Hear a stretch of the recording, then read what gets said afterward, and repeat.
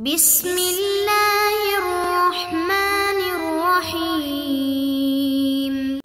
بسم اللہ الرحمن الرحیم الحمدللہ رب العالمین والصلاة والسلام علی رسولہ محمد وآلہ واصحابہ اجمعین اما بعد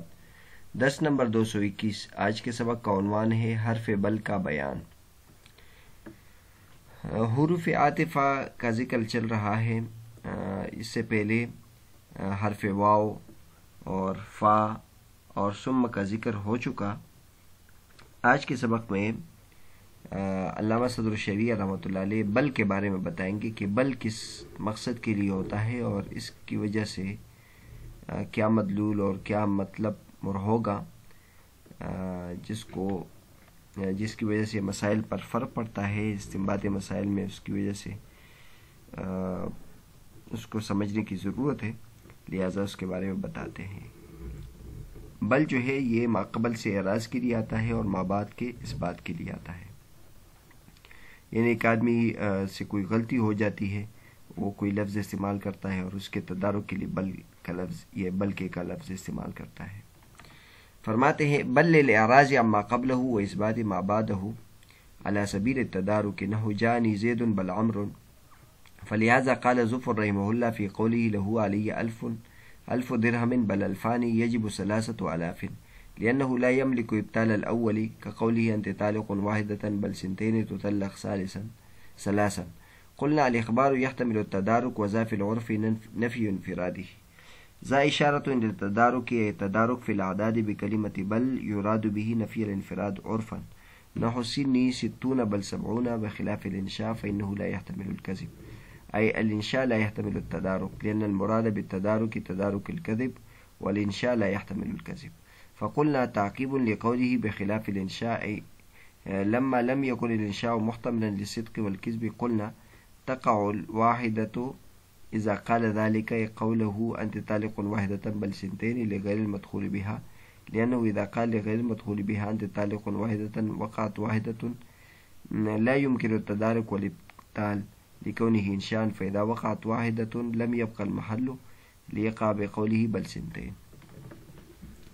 بل ما قبل سے اعراض کے لیے اور ما بعد کے اس بات کے لیے علی سبیل التدارک، یعنی غلطی کو درست کرنے کی صورت میں کے طور پر ہوتا ہے۔ جیسے جاءنی زید بل عمر، میرے پاس زید آیا بلکہ عمر آیا، یعنی کوئی شخص کہنا چاہتا ہے کہ عمر آیا ہے لیکن وہ کہہ دیتا ہے جانی زیدن، تو جس کو وہ درست کرنے کے لیے پھر کہتا ہے بل عمرن کہ نہیں عمر آیا۔ یہاں علامہ صدر الشریعہ رحمۃ اللہ فرماتے ہیں کہ چونکہ بل غلطی کے تدارک کے لیے آتا ہے، اسی وجہ سے امام ظفر رحمۃ اللہ علیہ فرماتے ہیں کہ اگر کوئی شخص یہ کہے لہو علی 1000 درہم بل الفانی، کہ فلاں کے مجھ پر 1000 درہم ہے نہیں بلکہ 2000، تو اس سے 3000 واجب ہو جائیں گے، کیونکہ بل الفانی سے تو 2000 اس کے ذمے ہو گئے، لیکن اس کی وجہ سے اس نے جو لہو علی 1000 درہم کہا ہے تو اس 1000 درہم سے اس سے دوبارہ انکار کرنا ہے یا دوبارہ پیچھے ہٹنا، اس کے پاس اختیار حاصل نہیں ہے، لأنه لا يملك ابطال الاول، پہلے کلام کو باطل کرنے کا یہ مالک نہیں ہے، لہٰذا یہاں وہ 3000 اس پر لازم ہو جائیں گے۔ لیکن یہ امام ظفر رحمۃ اللہ کا مسئلہ کہ جمہور علماء کرام کا مسئلہ یہ ہے کہ جب اس نے پہلے سے اعراض کر دیا تو پہلا وہ غلط ہے، لہٰذا 2000 لازم ہو جائیں گے، 3000 نہیں ہوں گے۔ قولی انت طالق واحدۃ بل سنتین تطلق ثلاثا، وہ کہتے ہیں کہ یہ دونوں برابر ہے کہ اگر کوئی اپنی بیوی کو کہے کہ انت طالق واحدۃ بل سنتین تو اس سے 3 طلاق واقع ہو جائیں گی، تو جس طرح اس میں بھی انت طالق واحدۃ سے وہ اعراض نہیں کر سکتا، اس طرح یہاں بھی اقرار کی صورت میں وہ انکار نہیں کر سکتا۔ لیکن ہم اس کے جواب میں یہ کہتے ہیں کہ جو ان دونوں میں فرق ہے، اوپر جو مثال ہے لہو علی 1000 درہم یہ خبر ہے، تو اخبار میں غلطی کا احتمال ہو سکتا ہے، اور انت طالق واحدۃ بل سنتین یہ انشاء ہے، انشاء میں غلطی کا تدارک نہیں ہوتا، لہذا اس صورت میں تو 3 طلاق واقع ہو جائے گی، پہلے صورت میں 3000 لازم نہیں ہوں گے۔ قلنا ہم کہتے ہیں الاخبار یحتمل التدارک، اخبار میں جھوٹ کا تدارک ہو سکتا ہے، اور وظائف العرف نفی انفرادی، اور یہ جو ہے یعنی عرف میں انفراد کی نفی ہے، یعنی 1000 کی نفی ہے، کہ مطلب یہ اکیلے نہیں ہے بلکہ اس کے ساتھ ایک اور 1000 بھی ہے۔ یہ ذا کا جو ہے یہ اشارہ ہے تدارک کی طرف، یعنی تدارک فی الاعداد بکلمت بل، اس سے مراد ہوتا ہے نفی الانفراد، کہ اکیلے نہیں ہے عرف۔ جیسے مثلا اس کی مثال دیتے ہیں کہ کوئی شخص کہے سنی 60 بل 70، میری عمر 60 سال ہے نہیں بلکہ 70 سال۔ اب اس کے یہ مطلب نہیں ہے کہ وہ 60-70 دونوں کو اکٹھے کر کے پھر وہ یہ کہنا چاہتا ہے کہ میرے 130 سال عمر ہے، نہیں، بلکہ وہ یہ کہنا چاہتا ہے کہ میری 60 سال عمر ہے، لیکن پھر وہ اس پہ تدارک کرتا ہے اور کہتا ہے کہ میری 70 سال عمر ہے۔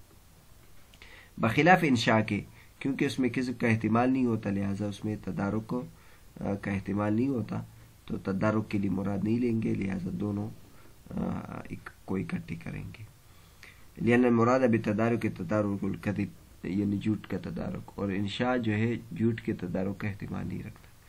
فقلنا، لہٰذا ہم نے کہا، تقع الواحدۃ اذا قال ذلك لغیر المدخول بها، اگر غیر مدخول بها سے کہے تو ایک طلاق واقع ہو جائے گی، کیونکہ وہ چونکہ واپس لے نہیں سکتا ہے اس طلاق کو،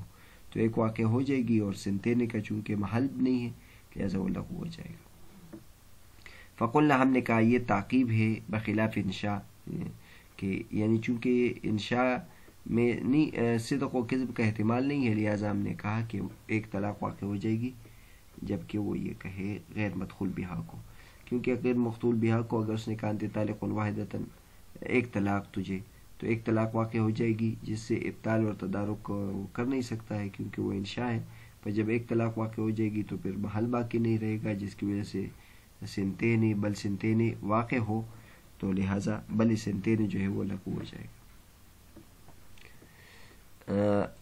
آگے کہتے ہیں بخلاف التعلیق وهو قوله غیر المدخول بها ان دخلت الدار فانت طالق واحدة بل سنتين فإنه يقع الثلاث عند الشرط لأنه قصد إبطال الأول أي الكلام الأول وهو تعليق الواحدة بالشرط، وإفراد الثاني بالشرط مقام الأول أي قصد تعليق الكلام الثاني بالشرط حال كونه منفردا غير منضم إلى الأول، ولا يملك الأول أي إبطال المذكور ويملك الثاني أي الإفراد المذكور، فتعلق بشرط آخر أي تعلق الثاني وهو قوله سنتين بشرط آخر، فاجتمع تعليقان أحدهما إن دخلت الدار فأنت طالق واحدة والثاني إن دخلت الدار فأنت طالق سنتين،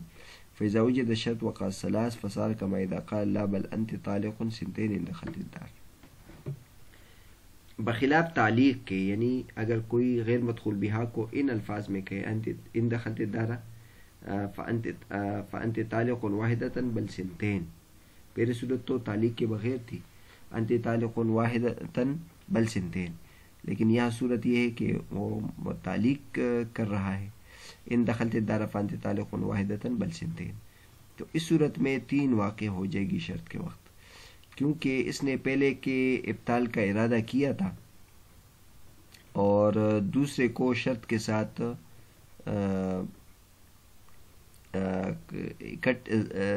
علیحدہ ذکر کیا پہلے کے قائم مقام کے طور پر، اور ولا یملک الاول، اور یہ پہلے کو باطل کرنے کا مالک نہیں ہے اور دوسرے کو کا مالک ہے، یعنی اس کو علیحدہ طور پر ذکر کرنے کا مالک ہے، لہذا وہ دوسرے شرط کے ساتھ متعلق ہو جائے گا، تو گویا اس طرح ہو گیا فصار کما اذا قال لا بل انت طالق سنتین ان دخلت الدار، تو اس وجہ سے 3 طلاق واقع ہو جائے گی۔ یعنی اگر کوئی شخص اپنی بیوی کو کہے جو غیر مدخول بہا ہے ان دخلت الدار فانت طالق واحدۃ بل سنتین، تو چونکہ اس میں بھی وہ 3 طلاقیں واقع ہو جائے گی، کیونکہ انت طالق ان دخلت الدار فانت طالق واحدۃ، اب وہ اس پورے کو باطل کرنا چاہتا ہے، تو وہ چونکہ اس کو باطل نہیں کر سکتا ہے، لہٰذا دخول دار کے ساتھ ایک طلاق واقع ہو جائے گی، اور اس نے جو دوسری طلاق کو علیحدہ طور پر ذکر کیا ہے تو اس کو ہم ایک اور شرط کے ساتھ موقعیت کریں گے، یعنی گویا اس نے کہا ان دخلت الدار فانت طالق واحدۃ بل انت طالق سنتین ان دخلت الدار. تو اس کے ساتھ اس طرح ہم کریں گے. لہٰذا جب دخول دار پائے جائے گا تو یہ تینوں طلاق واقع ہو جائے گی. تو پچھلے صفحے میں جو ذکر کیا تھا وہ معلق نہیں تھا اور غیر مدخول بہا ہے، اور اس کو وہ یہ کہہ رہا ہے انت طالق واحدۃ بل سنتین. تو چونکہ بل کے ذریعے سے یہ اس کو باطل نہیں کر سکتا، لہٰذا انت طالق واحدۃ میں ایک طلاق واقع ہو جائے گی. اور اس صورت میں چونکہ وہ معلق کر رہا ہے اور غیر مدخول بہا عورت ہے، تو تینوں طلاقیں شرط کے ساتھ معلق ہو جائے گی. تو جب شرط موجود ہو جائے گی تو تین طلاقیں اس کو واقع ہو جائے گی. یہ ہے. اور آگے فرماتے ہیں بخلاف الواو فإنه للعطف على تقدير الأول فيتعلق الثاني بواسطة الأول كما قلنا، أي بخلاف ما إذا قال لغير المدخول بها إن دخلت الدار فأنت طالق وطالق وطالق فإن الواو للعطف مع تقرير الأول فيتعلق الثاني بعين ما تعلق به الأول بواسطة الأول فإن وجود الشرط يكون الوقوع على الترتيب، ولما لم يبقى المحل بوقوع الأول لا يقع الثاني والثالث كما قلنا في حرف الواو. بخلاف واو کی صورت کے، کیونکہ واو تو عطف کے لیے ہے علی تقدیر الاول پہلے صورت میں، اور لہٰذا دوسرا پہلے کے واسطے سے معلق ہو جائے گا جیسے کہ ہم نے کہا. یعنی بخلاف اس صورت کے کہ اگر وہ غیر مدخول بہا عورت کو کہے ان دخلت الدار فانت طالق وطالق وطالق، تو واو عطف کے لیے ہے اور پہلے کی تقریر کے ساتھ، تو دوسرا معلق ہو جائے گا اس کے عین کے ساتھ جس کے ساتھ پہلا معلق ہوا ہے پہلے کے واسطے سے. بس شرط کے وجود کے وقت جو طلاق کا وقوع ہوگا وہ بھی ترتیب کے ساتھ ہوگا، اور چونکہ محل باقی نہیں ہے پہلے کے طلاق واقع ہونے کی وجہ سے، تو دوسرا بھی واقع نہیں ہوگا اور تیسرا بھی واقع نہیں ہوگا جیسے کہ حرف واو میں ہم نے بیان کیا. یہاں بل کے لفظ کو صحیح طور پر واضح کرنے کے لیے واو کو مقابلے میں ذکر کیا ہے کہ واو کے بارے میں ہم نے کہا تھا کہ یہ صرف عطف کے لیے ہے اور جمع کے لیے ہے، لہٰذا اس صورت میں جو دوسری طلاق ہے یہ بھی معلق ہو جائے گی پہلے کے واسطے سے جیسے کہ ہم نے کہا تھا. لہٰذا اگر غیر مدخول بہا عورت ہے اور اس کو ان الفاظ کے ساتھ طلاق دے ان دخلت الدار فانت طالق وطالق وطالق، تو اس صورت میں جو دوسری طلاق ہے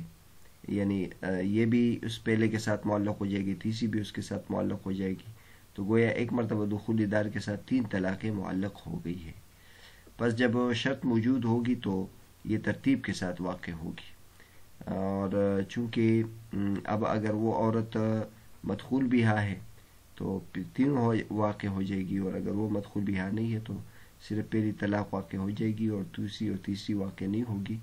واو میں ہم نے یہ بیان کیا ہے. اس کی وجہ یہ ہے کہ اس کا محل باقی نہیں رہا، ایک سے وہ مخلص اور بائنہ ہو گئی، لہذا وہی اس کے لیے کافی ہے. تو آج کے سبق میں ہم نے یہ بیان کیا کہ بل جو ہے یہ اعراض کے لیے، ماقبل سے اعراض کے لیے ہے اور ما بعد کے اس بات کے لیے ہے، اور یہ بطور تدارک کے یہ لفظ استعمال ہوتا ہے کہ جب انسان سے کوئی لفظ غلط نکلے یا درست لفظ وہ استعمال نہ کرے اور اس کی جگہ اس کا تدارک کرتا ہے تو اس کے لیے بل کا لفظ استعمال کرتا ہے. تو بل اس کے لیے ہے. اور پھر علامہ صدر شریعہ رحمۃ اللہ علیہ نے ان کے درمیان ایک فرق بیان کیا کہ اگر بل اخبار میں ہو تو اس میں تدارک ہو سکتا ہے، لیکن اگر بل انشاء میں ہے اس کے تدارک نہیں ہو سکتا ہے. لہذا اس میں اگر یہ استعمال کرتا ہے تو اس کے لیے یہ تو استعمال کرے گا، لیکن اس کو اختیار نہیں ہے کہ وہ سابقہ جو لفظ اس نے استعمال کیا ہے تو اس کا دوبارہ تدارک کرے. جیسے طلاق کا مسئلہ ہے، طلاق کے مسئلے میں اگر کوئی اپنے منہ سے طلاق کا لفظ استعمال کرے تو اس کے پاس پھر یہ اختیار نہیں ہے کہ اس کو واپس لے لے. تو اس سلسلے میں علامہ صدر الشریعہ رحمۃ اللہ علیہ کے درمیان فرق بھی بیان کیا.